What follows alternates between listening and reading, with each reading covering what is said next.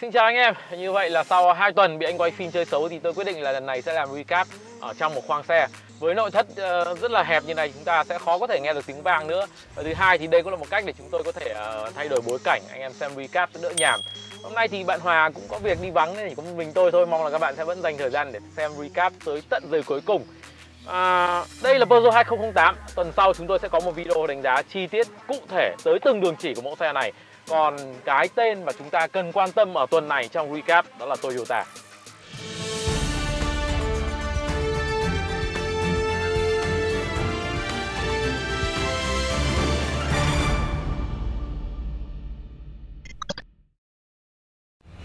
Toyota thì họ vốn có tiếng là bền bỉ rồi, và để tăng thêm cái danh tiếng này tại thị trường châu Âu, mới đây hãng xe Nhật Bản họ đã tuyên bố một chế độ bảo hành mới rất gây sốc, 10 năm hoặc 16 vạn km.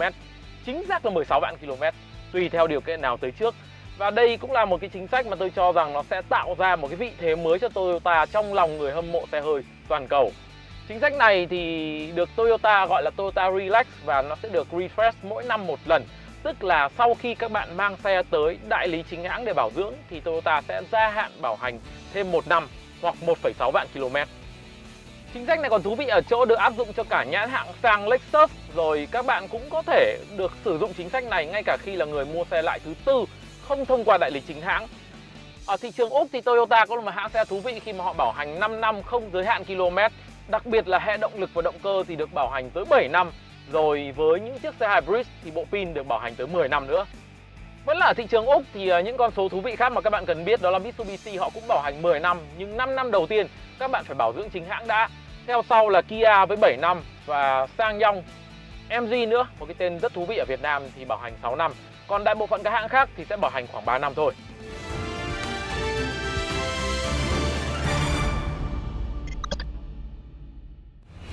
Thông tin thứ hai mà tôi muốn đề cập ở recap lần này đó là về việc BMW giảm giá rất khủng khiếp ở thị trường Việt Nam dành cho các mẫu xe tồn từ năm 19 hoặc năm 20. Và ở đây con số giật mình nhất là dành cho chiếc BMW 7 Series với phiên bản được giảm nhiều nhất là giảm 530 triệu. Tức là với số tiền giảm đó các bạn hoàn toàn có thể mua thêm được một chiếc xe hạng B. Tuy vậy ở mức giá bán đâu đấy khoảng gần 5 tỷ đồng, chịu đi một cái xe cũ 2 năm và mua thêm một chiếc xe hạng B thì tôi cho là cũng sẽ ít người nghĩ tới phương án đánh đổi này. Nhắc tới câu chuyện giảm giá này thì ngay lập tức tôi nghĩ về giai đoạn mà BMW chuyển từ tay Euro Auto sang với Thaco. Rất nhiều người, trong đó có một loạt những người bạn của tôi, họ kỳ vọng rằng chúng ta sẽ có những chiếc BMW với mức giá dễ tiếp cận hơn. Nhưng không, cho tới thời điểm hiện tại thì chắc câu chuyện đó phải chờ vào việc là liệu Thaco có lắp ráp BMW trong nước hay không thôi. Còn về mặt lợi thế thì rõ ràng chúng ta thấy rằng những chiếc Mercedes-Benz họ luôn luôn tạo ra một phong cách mà phù hợp với cả nam lẫn nữ. Còn BMW thì đâu đó vẫn là phải là nam giới. Và các bạn phải thể thao một chút cơ thì cầm lái BMW mới phù hợp.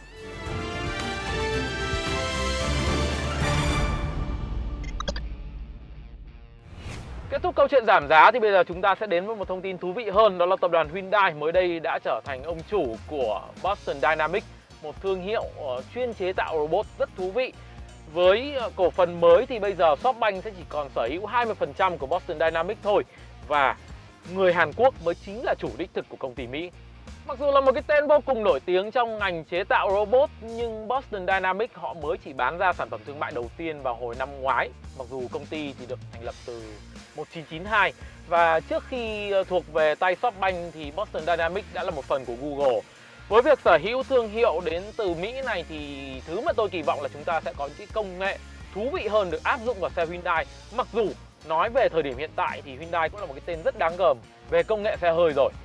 Về tập đoàn Hyundai nói chung thì ngoài chuyện nổi tiếng với xe hơi, nổi tiếng với máy công nghiệp thì họ thậm chí còn sản xuất cả xe tăng quân sự nữa.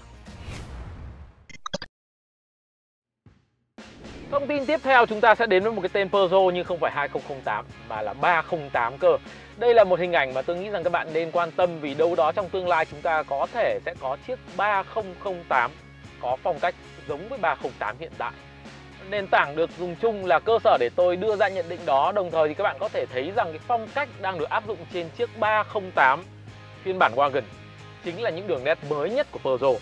Trong khi đó thì chiếc 3008 phiên bản facelift chưa ra mắt ở thị trường Việt Nam đâu.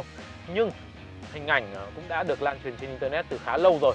cho thấy rằng chúng ta sẽ chỉ có những cái thay đổi ở phía đầu là giống với phong cách mới nhất thôi, còn phần đuôi thì đâu đấy vẫn hơi cũ một chút xíu. Rồi các bạn có thể nhìn thẳng vào trong nội thất nữa. Nội thất của chiếc 308 đẹp mắt hơn hẳn với việc là chuyển toàn bộ cần số trở thành nút bấm. Còn chiếc 3008 Facelift sẽ vẫn là kiểu cần số điện quen thuộc của Peugeot. Nói thêm và cũng chắc là không thừa đâu thì tôi cho rằng thứ mà Peugeot họ luôn luôn tạo ra đó là sự khác biệt. Các bạn có thể nhìn ngay vào nội thất của chiếc 2008 ở đây thôi. Nó quá đẹp mắt, nó quá cao cấp so với những mẫu xe được coi là cùng phân khúc. Rồi chúng ta có thể nhìn vào thứ nữa mà Peugeot mang tới cho chiếc 308 mới, đó là cái phần logo mới. Nhìn cũng tương đối là phức tạp đấy, nhưng mà không biết là liệu nó có giống với cái logo phủ ceramic gì đó mà cậu Tuấn Ori đề cập ở trong group Gear Up của chúng tôi hay không. Anh em có thể click ngay vào phần đường link ở phía bên dưới ở mô tả của video để join group, để thỉnh thoảng chia sẻ với chúng tôi những thông tin thú vị.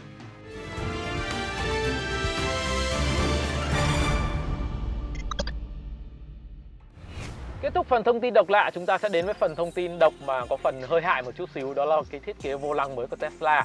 Mới đây thì thương hiệu xe điện đến từ Mỹ họ đã tuyên bố sẽ sử dụng một cái vô lăng hình chữ nhật và khuyết phần bên trên cho chiếc Tesla Model S phiên bản nâng cấp. Với cái thiết kế này thì Tesla họ cho rằng sẽ tạo ra cái tầm nhìn tốt hơn đến đồng hồ tốc độ và các bạn sẽ có một cái trải nghiệm của hệ thống Autopilot tốt hơn nữa.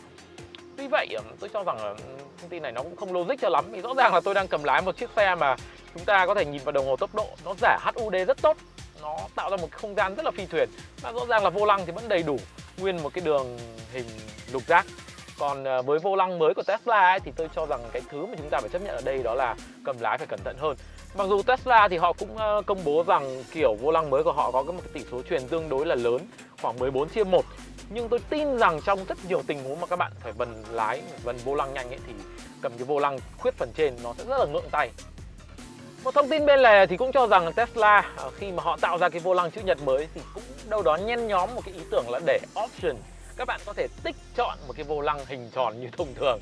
Còn với kiểu vô lăng mới thì tôi rất sợ một tình huống là một chiếc Tesla Model S mới xuất hiện ở Hà Nội hoặc thành phố Hồ Chí Minh với một tay lái mới là nữ đang học lái. Các bạn biết rằng là xe điện thì luôn luôn có mô men xoắn rất lớn, rồi khả năng gia tốc cực kỳ nhanh, kết hợp với một cái vô lăng lạ nữa thì hậu quả chắc là hơi khó lường.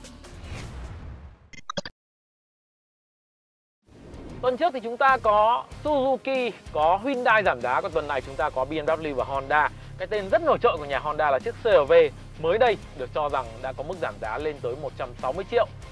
Và nó khiến cho tôi nhớ về cái giai đoạn đâu đấy khoảng cuối năm 2017 khi mà CR-V ra mắt.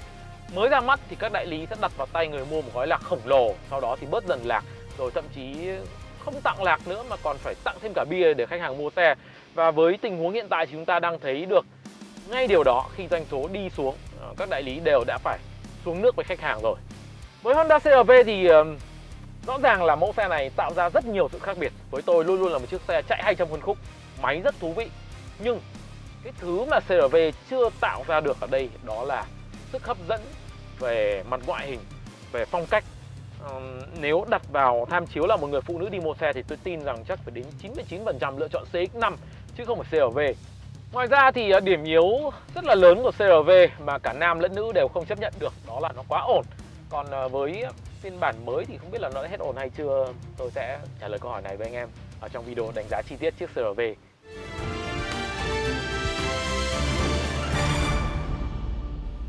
Video recap số thứ 3 cũng không được vui lắm vì thiếu bạn Hòa, nhưng với tôi thì thông tin vẫn rất hữu ích. Và khoảng mười mấy phút vừa qua của anh em là không hề phí tiền internet một chút nào. Nút like này, nút đăng ký này, nút share, rất đơn giản, 3 nút đó không hề mất tiền mà các bạn thực hiện chắc chỉ khoảng 3 giây thôi. Hẹn gặp lại các bạn ở tuần sau với video về chiếc gì VinFast Fadi.